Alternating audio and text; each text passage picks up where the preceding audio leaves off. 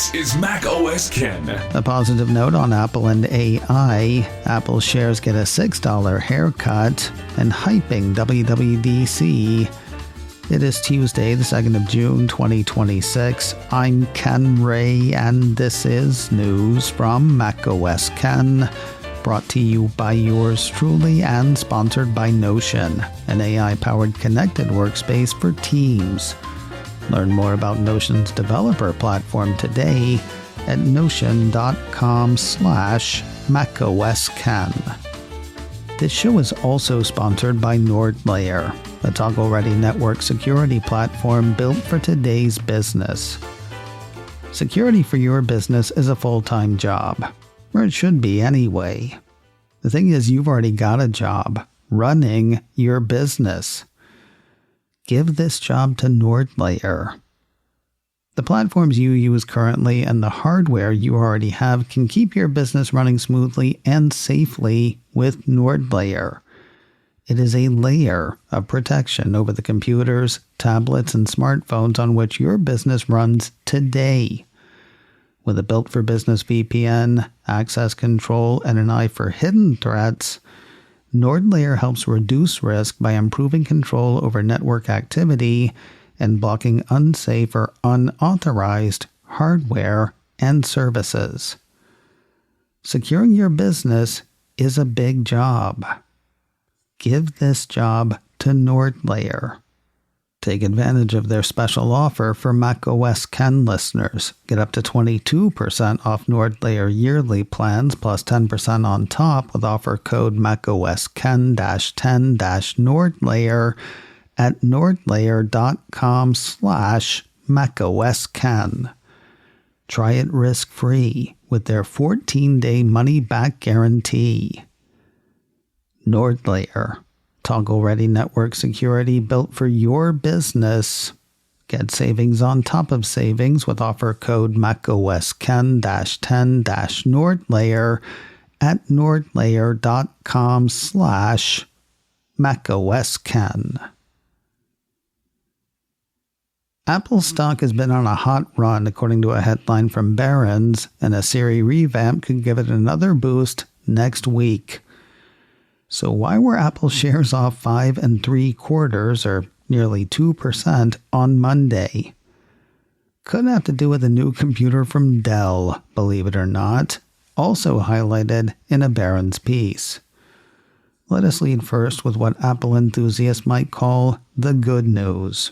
The first Barron's piece had Citi analyst Atif Malik reiterating his positive rating on Apple shares Monday. Basically, he's looking for Siri to do this fall what Apple indicated Siri would do a couple of years ago. The piece quotes a note from the analyst saying Siri will handle multi-step requests, understand personal data, analyze on-screen content, generate emails or messages using both web and device context, and surface rich card-based results for everything from news to calendar data, while also completing actions across apps and shortcuts. So yeah, Malik thinks AI will be the thing at WWDC, same as every other analyst out there. That said, Edge AI is where Apple could really shine in the analyst's estimation. That's AI done on device, rather than relying on data centers and the cloud. While Apple will still turn to the cloud for heavy lifting, Malik says the long-term potential for Edge AI is substantial as consumers and enterprises increasingly prioritize low-latency, privacy-preserving, and cost-efficient AI experiences over cloud dependence. Apple has trumpeted a preference for Edge AI for years. Now Team Malik thinks a meaningful upgraded Siri will be a key to unlock the potential. Malik used this week's note to reiterate his buy rating on Apple shares. His price target on the shares is $315. As mentioned earlier, Apple shares were down close to $6 on Monday. What's Dell got to do with it? To the second Barron's piece we go, where we find the former first name and personal computers taking a swing at MacBook Neo. According to the report, Dell showed off the XPS 13 laptop over the weekend. With a starting price of $699, there is a student discount for back-to-school season that'll bring the price down to $599. That lands the XPS 13 right in the MacBook Neo ballpark, putting the B in subtotal. Dell's own blog says XPS 13 arrives at its most accessible price ever, contending with the MacBook Neo on price and exceeding it on features, which, yeah, actually it kind of does. A report on the new machine from Digital Trends highlights the Dell's touch-sensitive display, its faster USB-C ports, its speedier Wi-Fi 7 support, and its quad-speaker setup. It's also got a backlit keyboard, something MacBook Neo does not have, and an IR sensor for biometric face unlock versus Touch ID for only one model of MacBook Neo. Now, you didn't ask, but I'm going to tell you anyway. Assuming the hit to Apple stock was tied to the Dell announcement, there are two reasons that leap to mind that make that hit an overreaction. First, while the XPS 13 starts at $699, it does not come close to ending there.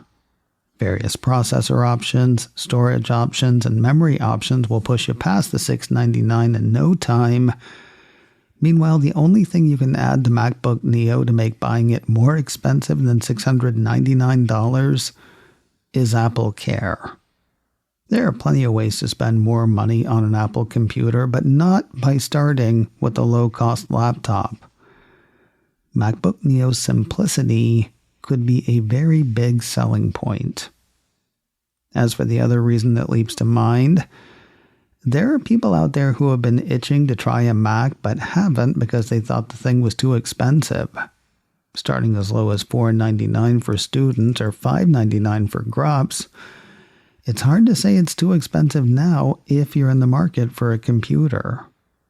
Dell's not just competing with MacBook Neo, it's competing with years, maybe even decades, of curiosity. None of that is to say Dell's XPS 13 is going to fail. If you're into Windows, sounds like it might be a decent machine. But MacBook Neo is a bullet train right now. Something new from Dell isn't likely to derail it. From coming bright up to all systems glow, Apple seems to be switching up pitch lines for this year's WWDC.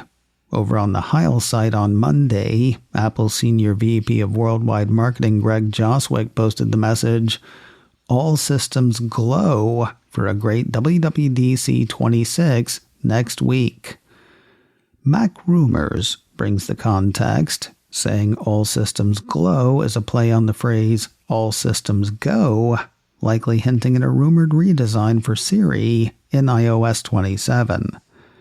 The message from Jaws also included a shiny, glowy Apple logo and a call for folks to tune into the WWDC keynote next Monday, the 8th of June, at 10 a.m. Pacific.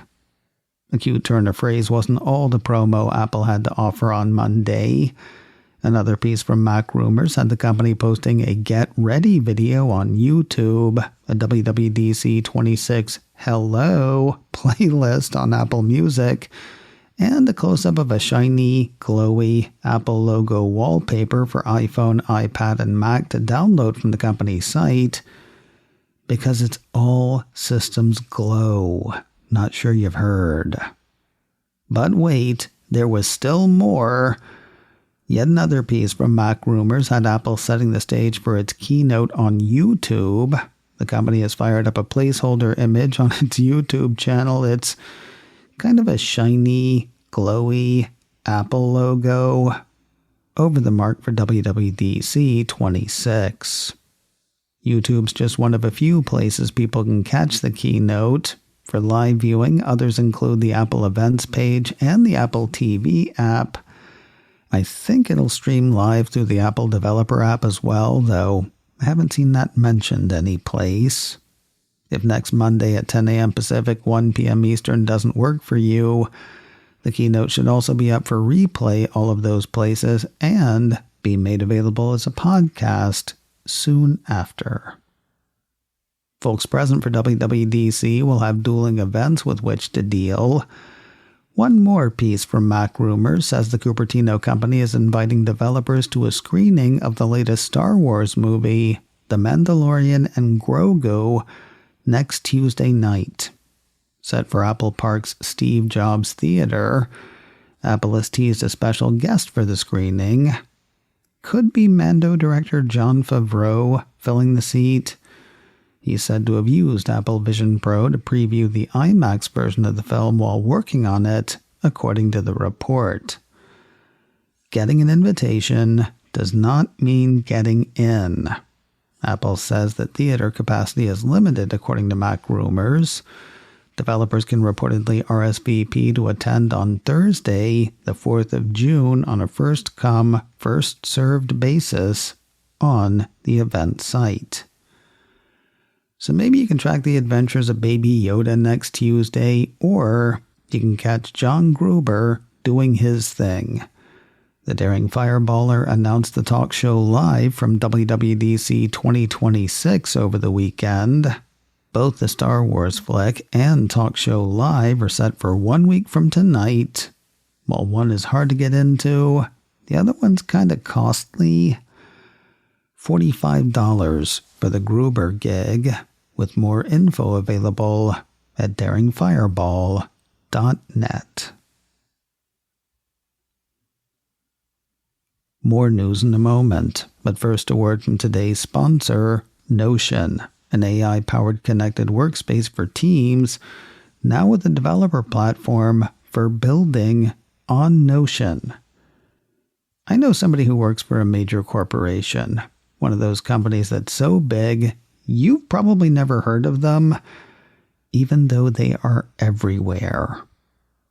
They've got an issue with syncing data sources. It's nothing they're doing wrong, it's just their systems weren't built for it. So now their systems are being rebuilt for it. It was kind of encouraging to hear that Notion's developer platform has no problem with that. Your team can sync records from any system with an API into Notion databases. We talked yesterday about Notion's developer platform giving developers and coding agents the building blocks they need to bring in context. Yeah, this is that on one platform. With the recent launch of custom agents, Notion became the collaborative AI workspace where teams and agents work side by side. And now their new developer platform is turning that workspace into infrastructure on which developers can build. One team, one platform. Notion is seamlessly integrated, super flexible, and easy to use. Learn more about Notion's developer platform today at notion.com/macOSken. That is all lowercase letters, notion.com/macOSken to try Notion's developer platform today. And when you use that link, you are supporting this show. That is all lowercase letters, notion.com/macOSken. News of some OS updates for specific Apple hardware. Apple Insider ran reports Monday on iOS 26.5.1 and macOS Tahoe 26.5.1. The former is said to address an issue for a small number of users that may prevent wired charging on iPhone Air and iPhone 17 models when the battery is nearly drained. I have an iPhone 15 Pro Max. iOS 26.5.1 is not showing up as available for me, so I'm guessing this one is only going out to the aforementioned phones. Not so for macOS Tahoe 26.5.1. Apple Insider says that one fixes a bug that could cause some M5 Macs using content filtering network extensions to shut down unexpectedly. Personally, I'm living La Vida Sequoia. Have been since I had to go back to factory settings on my M3 MacBook Air this past winter. I didn't hate liquid glass, I don't miss it either, and all of that is beside the point. My M3 Mac keeps nagging me to go to Tahoe. Checking last night, it wants me to move to macOS Tahoe 26.5.1, which fixes an issue for M5 Macs. I'm keeping up with my security updates, by the way. I'm just not in any rush to go back to Tahoe. Apple TV seems to have taken a sort of baby bear Goldilocks spot in terms of streaming quality, or maybe the quality of the streaming. 9to5Mac says research firm MoffettNathanson has developed a new quality index for streaming services, with Apple besting Netflix while falling short of HBO Max and Disney+. While most rate such services on time spent watching, MoffettNathanson's going a different way. They're said to be using 5 metrics to gauge quality, including time of day viewership, content demand, franchise depth, prestige, things like awards and critical acclaim, and sports and live events. 7 streamers turned up in the MoffettNathanson quality rankings. They go Disney Plus in first, HBO Max second, Apple TV third, Netflix is fourth, Amazon's fifth, Peacock is sixth, and Paramount Plus is at the bottom of the quality list.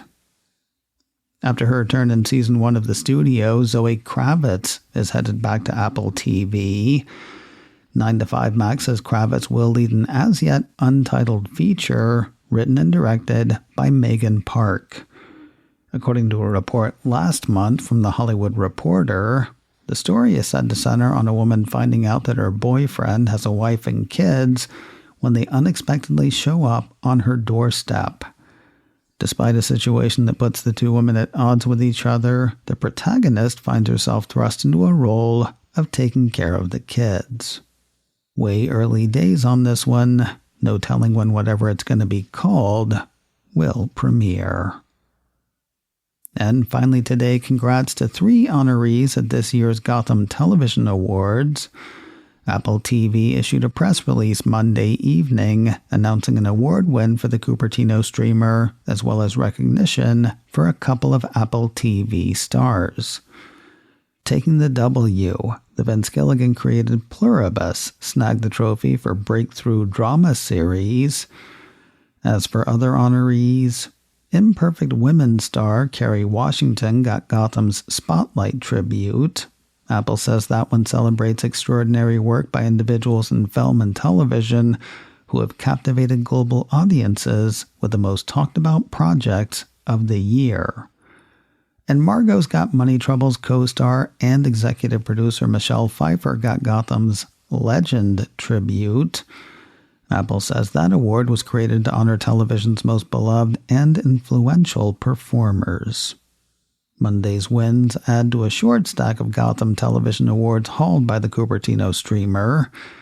Others include last year's win for Breakthrough Comedy Series for The Studio, a Breakthrough Series long-form win for Pachinko in 2022, and a couple of wins for the feature film Coda in 2021, including a Breakthrough Performer Award for lead Amelia Jones and an Outstanding Supporting Performance win for Troy Kotsur. macOS Ken, brought to you by me and sponsored by NordLayer. Get savings on top of savings with offer code macOSken-10-NordLayer at nordlayer.com/macOSken.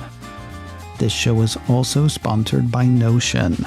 Learn more about Notion's developer platform today at notion.com/macOSken.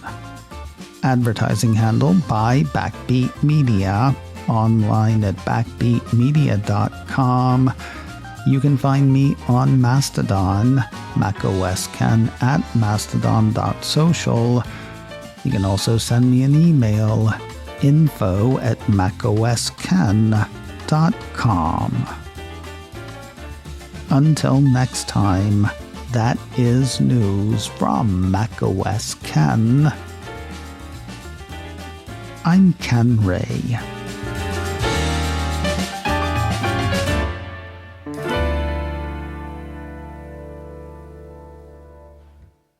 Pitter patter, let's get at her.